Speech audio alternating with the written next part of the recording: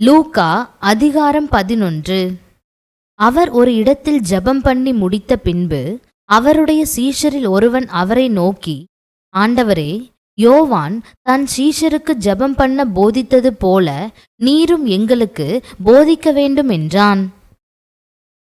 அதற்கு அவர், நீங்கள் ஜெபம் பண்ணும் போது, பரமண்டலங்களில் இருக்கிற எங்கள் பிதாவே, உம்முடைய நாமம் பரிசுத்தப்படுவதாக, உம்முடைய ராஜ்யம் வருவதாக, உம்முடைய சித்தம் பரமண்டலத்திலே செய்யப்படுகிறது போல பூமியிலேயும் செய்யப்படுவதாக. எங்களுக்கு வேண்டிய ஆகாரத்தை அன்றென்றும் எங்களுக்கு தாரும். எங்கள் பாவங்களை எங்களுக்கு மன்னியும், நாங்களும் எங்களிடத்தில் கடன்பட்ட எவனுக்கும் மன்னிக்கிறோமே. எங்களை சோதனைக்குட்பட பண்ணாமல் தீமையை நின்று எங்களை ரட்சித்து கொள்ளும் என்று சொல்லுங்கள் என்றார். பின்னும் அவர் அவர்களை நோக்கி, உங்களில் ஒருவன் தனக்கு சிநேகிதனாய் இருக்கிறவனிடத்தில் பாதி ராத்திரியிலே போய், சிநேகிதனே, என் சிநேகிதன் ஒருவன் வழி பிரயாணமாய் என்னிடத்தில் வந்திருக்கிறான். அவன் முன் வைக்கிறதற்கு என்னிடத்தில் ஒன்றுமில்லை. நீ 3 அப்பங்களை எனக்கு கடனாக தர வேண்டும் என்று கேட்டுக்கொண்டான். வீட்டுக்குள் இருக்கிறவன் பிரதியுத்தரமாக, என்னை தொந்தரவு செய்யாதே, கதவு பூட்டியாயிற்று, என் பிள்ளைகள் என்னோடே கூட படுத்திருக்கிறார்கள், நான் எழுந்திருந்து உனக்கு தரக்கூடாது என்று சொன்னான். பின்பு தனக்கு அவன் சிநேகிதனாய் இருக்கிறது நிமித்தம் எழுந்து அவனுக்கு கொடாவிட்டாலும் தன்னிடத்தில் அவன் வருந்தி கேட்கிறது நிமித்தமாவது எழுந்திருந்து அவனுக்கு தேவையானதை கொடுப்பான் என்று உங்களுக்கு சொல்லுகிறேன். மேலும் நான் உங்களுக்கு சொல்லுகிறதாவது, கேளுங்கள், அப்பொழுது உங்களுக்கு கொடுக்கப்படும், தேடுங்கள், அப்பொழுது கண்டடைவீர்கள், தட்டுங்கள், அப்பொழுது உங்களுக்கு திறக்கப்படும். ஏனென்றால் கேட்கிறவன் எவனும் பெற்றுக்கொள்ளுகிறான், தேடுகிறவன் கண்டடைகிறான், தட்டுகிறவனுக்கு திறக்கப்படும். உங்களில் தகப்பனாயிருக்கிற ஒருவனிடத்தில் மகன் அப்பம் கேட்டால் அவனுக்கு கல்லை கொடுப்பானா? மீனை கேட்டால் மீனுக்கு பதிலாய் பாம்பை கொடுப்பானா? அல்லது முட்டையை கேட்டால் அவனுக்கு தேளை கொடுப்பானா? பொல்லாதவர்களாகிய நீங்கள் உங்கள் பிள்ளைகளுக்கு நல்ல ஈவுகளை கொடுக்க அறிந்திருக்கும் போது பரமபிதாவானவர் தம்மிடத்தில் வேண்டிக் கொள்ளுகிறவர்களுக்கு பரிசுத்த ஆவியை கொடுப்பது அதிக நிச்சயமல்லவா என்றார். பின்பு அவர் ஊமையாயிருந்த ஒரு பிசாசை துரத்தினார். பிசாசு புறப்பட்டு போன பின்பு ஊமையன் பேசினான். ஜனங்கள் ஆச்சரியப்பட்டார்கள். அவர்களில் சிலர், இவன் பிசாசுகளின் தலைவனாகிய பெயல்செபூலை கொண்டு பிசாசுகளை துரத்துகிறான் என்றார்கள். வேறு சிலர் அவரை சோதிக்கும்படி வானத்திலிருந்து ஒரு அடையாளத்தை காட்ட வேண்டுமென்று அவரிடத்தில் கேட்டார்கள். அவர்களுடைய சிந்தனைகளை அவர் அறிந்து அவர்களை நோக்கி, தனக்குத்தானே விரோதமாய் பிரிந்திருக்கிற எந்த ராஜ்யமும் பாழாய்ப்போம், தனக்குத்தானே விரோதமாய் பிரிந்திருக்கிற எந்த வீடும் விழுந்து போம். சாத்தானும் தனக்குத்தானே விரோதமாய் பிரிந்திருந்தால் அவன் ராஜ்யம் எப்படி நிலை நிற்கும்? இப்படி இருக்க பெயல்செபூலை கொண்டு நான் பிசாசுகளை துரத்துகிறேன் என்கிறீர்களே. நான் பெயல்செபூலினாலே பிசாசுகளை துரத்தினால் உங்கள் பிள்ளைகள் அவைகளை யாராலே துரத்துகிறார்கள்? ஆகையால் அவர்களே உங்களை நியாயம் தீர்க்கிறவர்களாயிருப்பார்கள். நான் தேவனுடைய விரலினாலே பிசாசுகளை துரத்துகிறபடியால் தேவனுடைய ராஜ்யம் உங்களிடத்தில் வந்திருக்கிறதே. ஆயுதம் தரித்த பலவான் தன் அரமனையை காக்கிற போது அவனுடைய பொருள் பத்திரப்பட்டிருக்கும். அவனிலும் அதிக பலவான் வந்து அவனை மேற்கொள்வானேயாகில் அவன் நம்பியிருந்த சகல ஆயுத வர்க்கத்தையும் பறித்து கொண்டு அவனுடைய கொள்ளை பொருளை பங்கிடுவான். என்னோடே இராதவன் எனக்கு விரோதியாயிருக்கிறான், என்னோடே சேர்க்காதவன் சிதறடிக்கிறான்.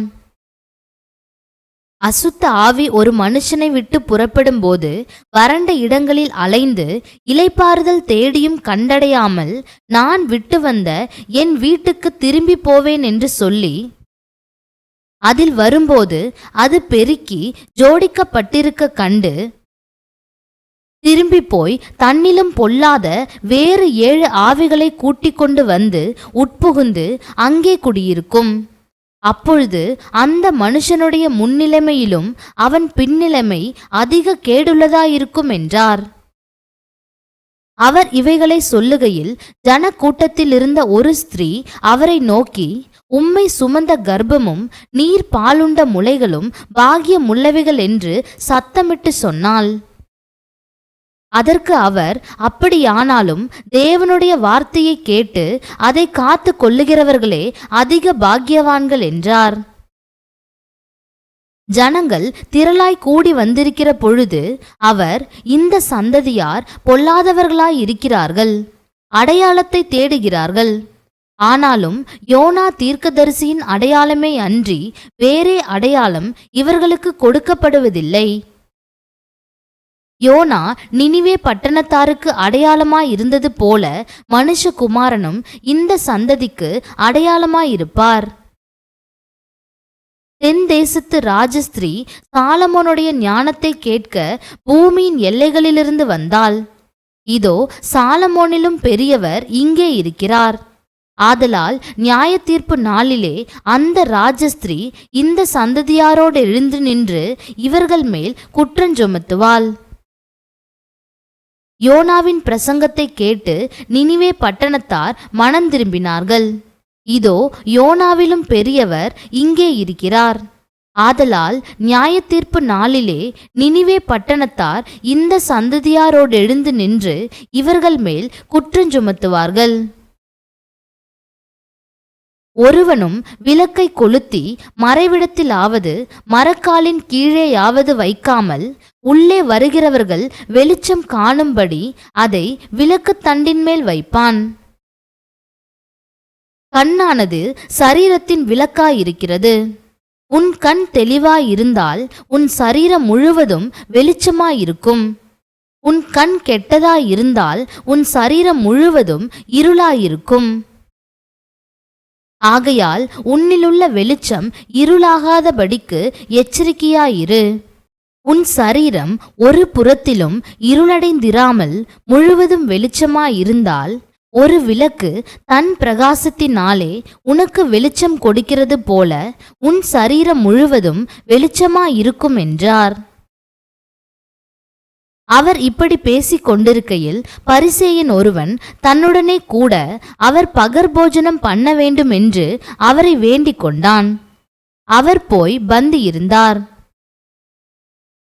அவர் போஜனம் பண்ணுகிறதற்கு முன் கை கழுவாமல் இருந்ததை பரிசேயன் கண்டு ஆச்சரியப்பட்டான்.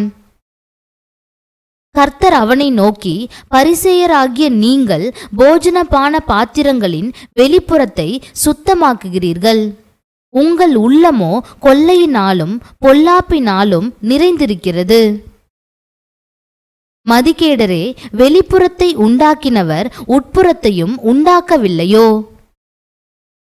உங்களுக்கு உண்டானவைகளில் பிச்சை கொடுங்கள், அப்பொழுது சகலமும் உங்களுக்கு சுத்தமாயிருக்கும். பரிசேயரே, உங்களுக்கு ஐயோ! நீங்கள் ஒர்த்தலாம் மறுகொழுந்து முதலிய சகலவித பூண்டுகளிலும் தசமபாகம் கொடுத்து நியாயத்தையும் தேவ அன்பையும் விட்டுவிடுகிறீர்கள். இவைகளையும் செய்ய வேண்டும், அவைகளையும் விடாதிருக்க வேண்டுமே. பரிசேயரே, உங்களுக்கு ஐயோ! ஜெப ஆலயங்களில் முதன்மையான ஆசனங்களையும் சந்தைகளில் வந்தனங்களையும் விரும்புகிறீர்கள். மாயக்காரராகிய வேத பாரகரே, பரிசேயரே, உங்களுக்கு ஐயோ! மறைந்திருக்கிற பிரேத குழிகளைப் போலிருக்கிறீர்கள். அவைகள் மேல் நடக்கிற மனுஷருக்கு அவைகள் தெரியாதிருக்கிறது என்றார். அப்பொழுது நியாய சாஸ்திரிகளில் ஒருவன் அவரை நோக்கி, போதகரே, நீர் இப்படி சொல்லுகிறதினால் எங்களையும் நிந்திக்கிறீரே என்றான். அதற்கு அவர், நியாய சாஸ்திரிகளே, உங்களுக்கு ஐயோ! சுமக்க அரிதான சுமைகளை மனுஷர் மேல் சுமத்துகிறீர்கள், நீங்களோ உங்கள் விரல்களில் ஒன்றினாலும் அந்த சுமைகளை தொடவும் மாட்டீர்கள். உங்களுக்கு ஐயோ! உங்கள் பிதாக்கள் கொலை செய்த தீர்க்கதரிசிகளுக்கு கல்லறைகளை கட்டுகிறீர்கள். ஆகையால் உங்கள் பிதாக்களுடைய கிரியைகளுக்கு நீங்களும் உடன்பட்டவர்கள் என்று சாட்சியிடுகிறீர்கள். எப்படி என்றால், உங்கள் பிதாக்கள் அவர்களை கொலை செய்தார்கள், நீங்களோ அவர்களுக்கு கல்லறைகளை கட்டுகிறீர்கள். ஆதலால் தேவ ஞானமானது, நான் தீர்க்கதரிசிகளையும் அப்போஸ்தலர்களையும் அவர்களிடத்தில் அனுப்புவேன், அவர்களில் சிலரை கொலை செய்து சிலரை துன்பப்படுத்துவார்கள். ஆபேலின் இரத்தம் முதல் பலிபீடத்துக்கும் தேவாலயத்துக்கும் நடுவே கொலையுண்ட சகரியாவின் இரத்தம் வரைக்கும் உலகத் தோற்றம் முதற்கொண்டு சிந்தப்பட்ட சகல தீர்க்கதரிசிகளுடைய இரத்த பழியும் இந்த சந்ததியினிடத்தில் கேட்கப்படத்தக்கதாக அப்படி செய்வார்கள் என்று சொல்லுகிறது. நிச்சயமாகவே இந்த சந்ததியினிடத்தில் அது கேட்கப்படும் என்று உங்களுக்கு சொல்லுகிறேன். நியாய சாஸ்திரிகளே, உங்களுக்கு ஐயோ! அறிவாகிய திறவுகோலை எடுத்துக்கொண்டீர்கள். நீங்களும் உட்பிரவேசிக்கிறதில்லை, உட்பிரவேசிக்கிறவர்களையும் தடை பண்ணுகிறீர்கள் என்றார். இவைகளை அவர்களுக்கு அவர் சொல்லுகையில் வேத பாரகரும் பரிசேயரும் அவர் மேல் குற்றஞ்சாட்டும் பொருட்டு அவர் வாய்மொழியில் ஏதாகிலும் பிழை கண்டுபிடிக்க வேண்டும் என்று உபாயம் பண்ணி அவரை மிகவும் நெருக்கவும். அதிகாரம் 12. அத்தருணத்திலே அநேகமாயிரம் ஜனங்கள் ஒருவரையொருவர் மிதிக்கத்தக்கதாக கூடி வந்திருக்கையில் அவர் முதலாவது தம்முடைய சீஷரை நோக்கி, நீங்கள் மாயமாகிய பரிசேயருடைய புளித்த மாவை குறித்து எச்சரிக்கையாயிருங்கள். வெளியாக்கப்படாத மறைபொருளும் இல்லை, அறியப்படாத இரகசியமும் இல்லை. ஆதலால் நீங்கள் இருளிலே பேசினது எதுவோ அது வெளிச்சத்திலே கேட்கப்படும். நீங்கள் அறைகளில் காதிலே சொன்னது எதுவோ அது வீடுகளின் மேல் கூறப்படும். என் சிநேகிதராகிய உங்களுக்கு நான் சொல்லுகிறேன், சரீரத்தை கொலை செய்து அதன் பின்பு அதிகமாக ஒன்றும் செய்ய திராணி இல்லாதவர்களுக்கு பயப்படாதிருங்கள். நீங்கள் இன்னாருக்கு பயப்பட வேண்டுமென்று உங்களுக்கு காண்பிக்கிறேன். கொலை செய்த பின்பு நரகத்திலே தள்ள வல்லமையுள்ளவருக்கு பயப்படுங்கள். ஆம், அவருக்கே பயப்படுங்கள் என்று உங்களுக்கு சொல்லுகிறேன்.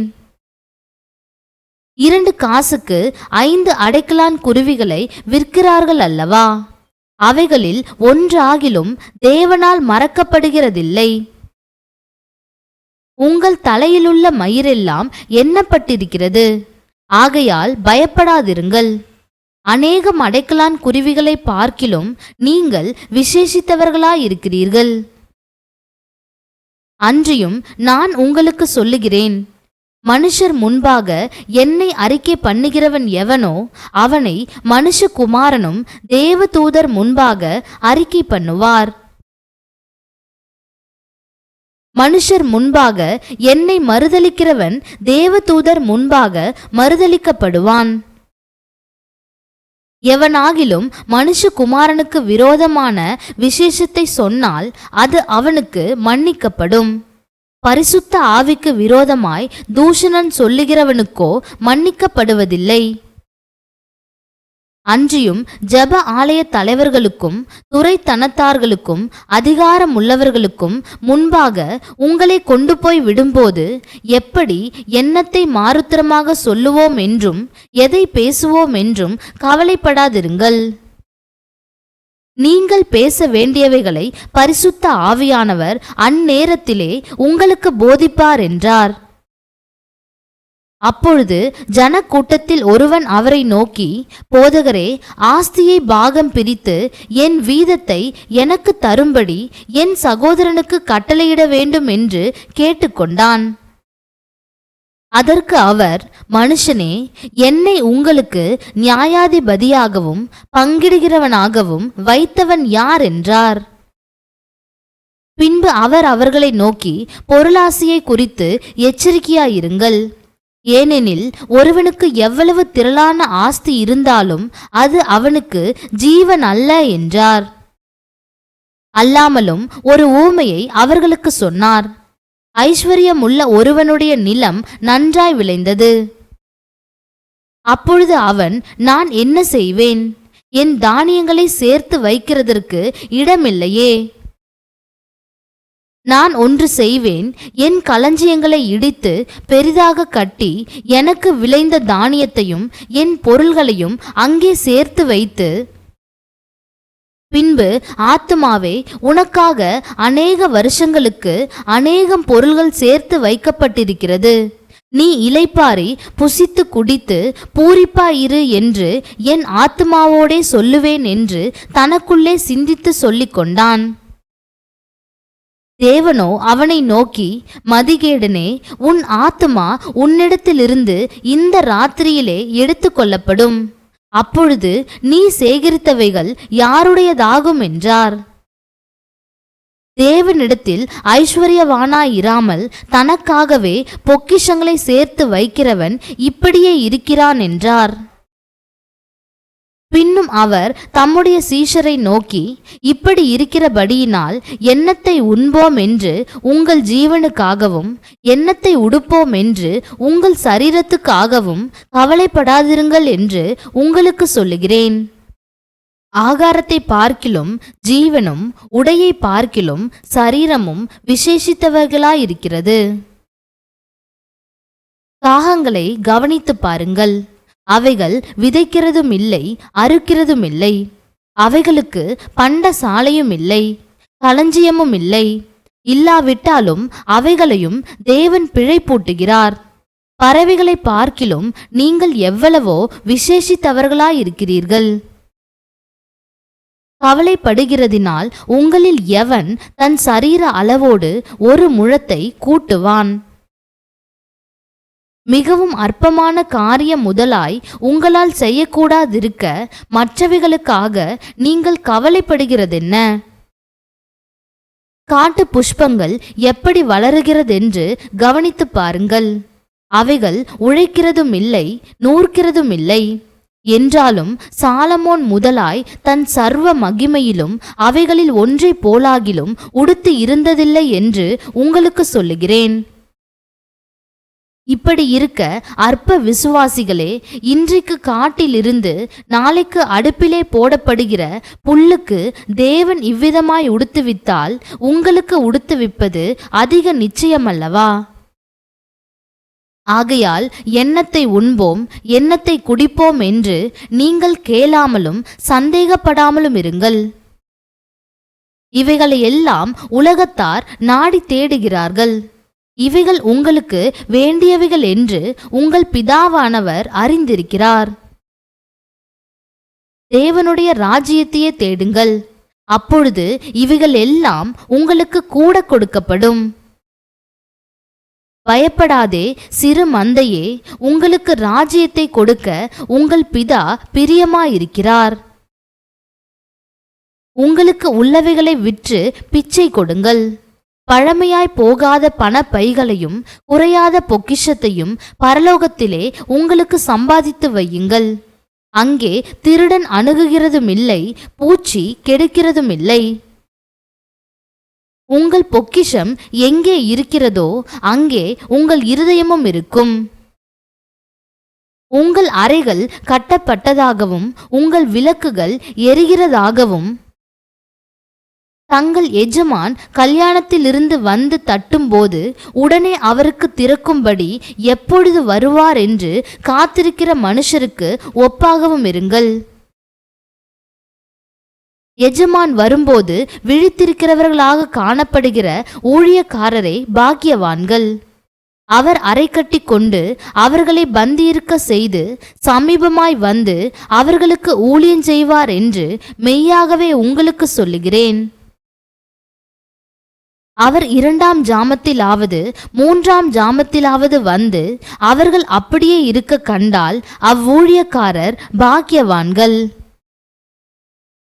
திருடன் இன்ன நேரத்தில் வருவான் என்று வீட்டெஜமானுக்கு தெரிந்திருந்தால் அவன் விழித்திருந்து தன் வீட்டை கன்னமிட ஒட்டான் என்று அறிந்திருக்கிறீர்கள். அந்தபடியே நீங்கள் நினையாத நேரத்தில் மனுஷகுமாரன் வருவார். ஆகையால் நீங்களும் ஆயத்தமாயிருங்கள் என்றார். அப்பொழுது பேதுரு அவரை நோக்கி, ஆண்டவரே, இந்த ஓமையை எங்களுக்கு மாத்திரம் சொல்லுகிறீரோ, எல்லாருக்கும் சொல்லுகிறீரோ என்று கேட்டான். அதற்கு கர்த்தர், பணிவிடைக்காரருக்கு தகுதியான காலத்திலே படி கொடுக்கும்படி எஜமான் அவர்கள் மேல் அதிகாரியாக வைக்கத்தக்க உண்மையும் விவேகமும் உள்ள விசாரணைக்காரன் யாவன்? எஜமான் வரும்போது அப்படியே செய்கிறவனாய் காணப்படுகிற ஊழியக்காரன் பாக்கியவான். தனக்குள்ளதெல்லாவற்றின் மேலும் அவனை விசாரணைக்காரனாக வைப்பான் என்று மெய்யாகவே உங்களுக்கு சொல்லுகிறேன். அந்த ஊழியக்காரனோ என் எஜமான் வர நாள் செல்லும் என்று தனக்குள்ளே சொல்லிக்கொண்டு வேலைக்காரரையும் வேலைக்காரிகளையும் அடிக்கவும் புசித்து குடித்து வெறிக்கவும் தலைப்பட்டால், அவன் நினையாத நாளிலும் அறியாத நேரத்திலும் அந்த ஊழியக்காரனுடைய எஜமான் வந்து அவனை கடினமாய் தண்டித்து உண்மை இல்லாதவர்களோடே அவனுக்கு பங்கை நியமிப்பான். தன் எஜமானுடைய சித்தத்தை அறிந்தும் ஆயத்தமாயிராமலும் அவனுடைய சித்தத்தின்படி செய்யாமலும் இருந்த ஊழியக்காரன் அநேக அடிகள் அடிக்கப்படுவான். அறியாதவனாய் இருந்து அடிகளுக்கு ஏதுவானவைகளை செய்தவனோ சில அடிகள் அடிக்கப்படுவான். எவனிடத்தில் அதிகம் கொடுக்கப்படுகிறதோ அவனிடத்தில் அதிகம் கேட்கப்படும். மனுஷர் எவனிடத்தில் அதிகமாய் ஒப்புவிக்கிறார்களோ அவனிடத்தில் அதிகமாய் கேட்பார்கள். பூமியின் மேல் அக்கினியை போட வந்தேன், அது இப்பொழுதே பற்றி எரிய வேண்டுமென்று விரும்புகிறேன். ஆகிலும் நான் முழுக வேண்டிய ஒரு ஸ்நானம் உண்டு, அது முடியும் அளவும் எவ்வளவோ நெருக்கப்படுகிறேன். நான் பூமியிலே சமாதானத்தை உண்டாக்க வந்தேன் என்று நினைக்கிறீர்களோ? சமாதானத்தை அல்ல, பிரிவினையையே உண்டாக்க வந்தேன் என்று உங்களுக்கு சொல்லுகிறேன். எப்படியெனில் இது முதல் ஒரே வீட்டிலே 5 பேர் பிரிந்திருப்பார்கள். 2 பேருக்கு விரோதமாய் 3 பேரும், 3 பேருக்கு விரோதமாய் 2 பேரும் பிரிந்திருப்பார்கள். தகப்பன் மகனுக்கும், மகன் தகப்பனுக்கும், தாய் மகளுக்கும், மகள் தாய்க்கும், மாமி மருமகளுக்கும், மருமகள் மாமிக்கும் விரோதமாய் பிரிந்திருப்பார்கள் என்றார். பின்பு அவர் ஜனங்களை நோக்கி, மேற்கே மேகம் எழும்புகிறதை நீங்கள் காணும்போது மழை வருமென்று சொல்லுகிறீர்கள், அந்தப்படியுமாகும். தென்றல் அடிக்கிறதை நீங்கள் காணும்போது உஷ்ணம் உண்டாகும் என்று சொல்லுகிறீர்கள், அந்தப்படியுமாகும். மாயக்காரரே, பூமியின் தோற்றத்தையும் வானத்தின் தோற்றத்தையும் நிதானிக்க உங்களுக்கு தெரியுமே. இந்த காலத்தையோ நிதானியாமற் போகிறதென்ன? நியாயம் இன்னதென்று நீங்களே தீர்மானியாமல் இருக்கிறதென்ன? உனக்கு எதிராளியானவன் உன்னை அதிகாரியின் இடத்திற்கு கொண்டு போகிற போது வழியிலே தானே அவனிடத்திலிருந்து விடுதலையாகும்படி பிரயாசப்படு. இல்லாவிட்டால் அவன் உன்னை நியாயாதிபதிக்கு முன்பாக கொண்டு போவான். நியாயாதிபதி உன்னை சேவகனிடத்தில் ஒப்பு கொடுப்பான். சேவகன் உன்னை சிறைச்சாலையில் போடுவான். நீ கடைசி காசை கொடுத்து தீர்க்கும் மட்டும் அவ்விடத்திலிருந்து புறப்பட மாட்டாய் என்று உனக்கு சொல்லுகிறேன் என்றார். அதிகாரம் 13. பிலாத்து சில கலிலேயருடைய இரத்தத்தை அவர்களுடைய பலிகளோடே கலந்திருந்தான். அந்த வேளையிலே அங்கே இருந்தவர்களில் சிலர் அந்த செய்தியை அவருக்கு அறிவித்தார்கள். இயேசு அவர்களுக்கு பிரதியுத்தரமாக, அந்த கலிலேயருக்கு அப்படிப்பட்டவைகள் சம்பவித்ததினாலே மற்ற எல்லா கலிலேயரை பார்க்கிலும் அவர்கள் பாவிகளாயிருந்தார்கள் என்று நினைக்கிறீர்களோ? அப்படி அல்லவென்று உங்களுக்கு சொல்லுகிறேன். நீங்கள் மனந்திரும்பாமற் போனால் எல்லாரும் அப்படியே கெட்டு போவீர்கள். சீலோவாமிலே கோபுரம் விழுந்து 18 பேரை கொன்றதே. எருசலேமில் குடியிருக்கிற மனுஷர் எல்லாரிலும் அவர்கள் குற்றவாளிகளாயிருந்தார்கள் என்று நினைக்கிறீர்களோ? அப்படி அல்லவென்று உங்களுக்கு சொல்லுகிறேன். நீங்கள் மனந்திரும்பாமற் போனால் எல்லாரும் அப்படியே கெட்டுப்போவீர்கள் என்றார். அப்பொழுது அவர் ஒரு உவமையையும் சொன்னார். ஒருவன் தன் திராட்சைத் தோட்டத்தில் ஒரு அத்திமரத்தை நட்டிருந்தான். அவன் வந்து அதிலே கனியை தேடின போது ஒன்றும் காணவில்லை. அப்பொழுது அவன் தோட்டக்காரனை நோக்கி, இதோ 3 வருஷமாய் இந்த அத்திமரத்திலே கனியை தேடி வருகிறேன், ஒன்றையும் காணவில்லை. இதை வெட்டி போடு, இது நிலத்தையும் ஏன் கெடுக்கிறது என்றான். அதற்கு அவன், ஐயா, இது இந்த வருஷமும் இருக்கட்டும், நான் இதை சுற்றிலும் கொத்தி எரு போடுவேன். கனி கொடுத்தால் சரி, கொடாவிட்டால் இனிமேல் இதை வெட்டி போடலாம் என்று சொன்னான் என்றார். ஒரு ஓய்வு நாளில் அவர் ஜெப ஆலயத்தில் போதகம் பண்ணி கொண்டிருந்தார். அப்பொழுது 18 வருஷமாய் பலவீனப்படுத்தும் ஆவியை கொண்ட ஒரு ஸ்திரீ அங்கே இருந்தாள். அவள் எவ்வளவும் நிமிரக்கூடாத கூனியாயிருந்தாள். இயேசு அவளைக் கண்டு தம்மிடத்தில் அழைத்து, ஸ்திரீயே, உன் பலவீனத்தின் நின்று விடுதலையாக்கப்பட்டாய் என்று சொல்லி அவள் மேல் தமது கைகளை வைத்தார். உடனே அவள் நிமிர்ந்து தேவனை மகிமைப்படுத்தினாள். இயேசு ஓய்வு நாளிலே சொஸ்தமாக்கினபடியால் ஜெப ஆலயத் தலைவன் கோபமடைந்து ஜனங்களை நோக்கி, வேலை செய்கிறதற்கு 6 நாள் உண்டே, அந்த நாட்களிலே நீங்கள் வந்து சொஸ்தமாக்கிக் கொள்ளுங்கள், ஓய்வு நாளிலே அப்படி செய்யலாகாது என்றான். கர்த்தர் அவனுக்கு பிரதியுத்தரமாக, மாயக்காரனே, உங்களில் எவனும் ஓய்வு நாளில் தன் எருதையாவது தன் கழுதையையாவது தொழுவத்திலிருந்து அவிழ்த்து கொண்டு போய் அதற்கு தண்ணீர் காட்டுகிறதில்லையா? இதோ, சாத்தான் 18 வருஷமாய் கட்டியிருந்த ஆபிரகாமின் குமாரத்தி ஆகிய இவளை ஓய்வு நாளில் இந்த கட்டிலிருந்து அவிழ்த்துவிட வேண்டியதில்லையா என்றார். அவர் அப்படி சொன்னபோது அவரை விரோதித்திருந்த அனைவரும் வெட்கப்பட்டார்கள். ஜனங்கள் எல்லாரும் அவரால் செய்யப்பட்ட சகல மகிமையான செய்கைகளை குறித்தும் சந்தோஷப்பட்டார்கள். அவர் அவர்களை நோக்கி, தேவனுடைய ராஜ்யம் எதற்கொப்பாயிருக்கிறது?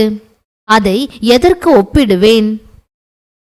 அது ஒரு கடுகு விதைக்கு ஒப்பாயிருக்கிறது. அதை ஒரு மனுஷன் எடுத்து தன் தோட்டத்திலே போட்டான். அது வளர்ந்து பெரிய மரமாயிற்று. ஆகாயத்து பறவைகள் வந்து அதன் கிளைகளில் அடைந்தது என்றார்.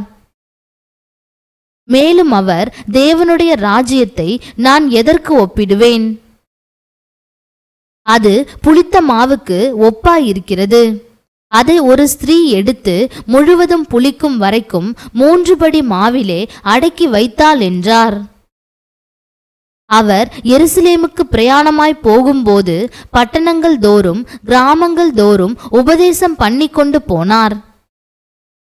அப்பொழுது ஒருவன் அவரை நோக்கி, ஆண்டவரே, ரட்சிக்கப்படுகிறவர்கள் சில பேர்தானோ என்று கேட்டான்.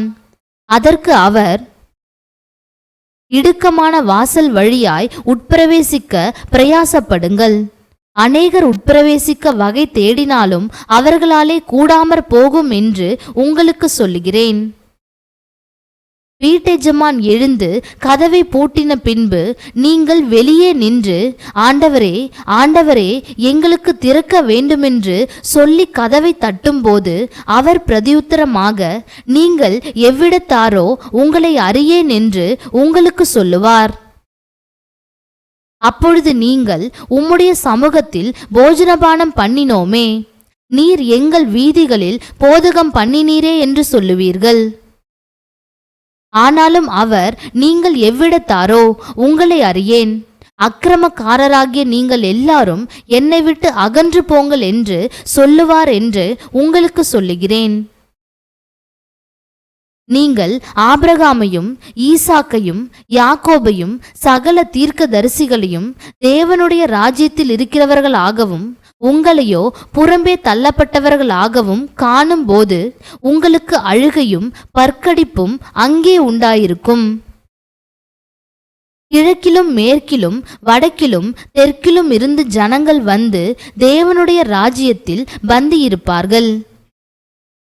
அப்பொழுது முந்தினோர் பிந்தினோர் ஆவார்கள், பிந்தினோர் முந்தினோர் ஆவார்கள் என்றார். அந்த நாளிலே சில பரிசேயர் அவரிடத்தில் வந்து, நீர் இவ்விடத்தை விட்டு போய்விடும், ஏரோது உம்மை கொலை செய்ய மனதாயிருக்கிறான் என்றார்கள்.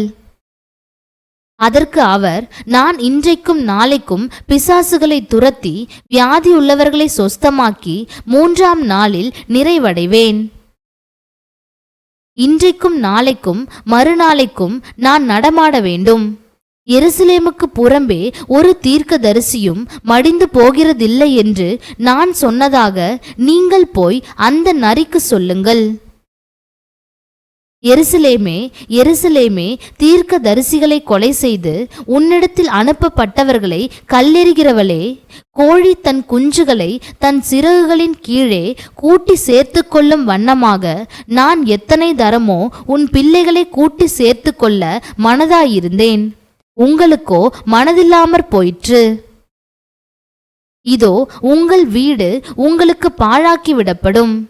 கர்த்தருடைய நாமத்தினாலே வருகிறவர் ஸ்தோத்திரிக்கப்பட்டவர் என்று நீங்கள் சொல்லுங்காலம் வருமளவும் என்னை காணாதிருப்பீர்கள் என்று மெய்யாகவே உங்களுக்கு சொல்லுகிறேன் என்றார்.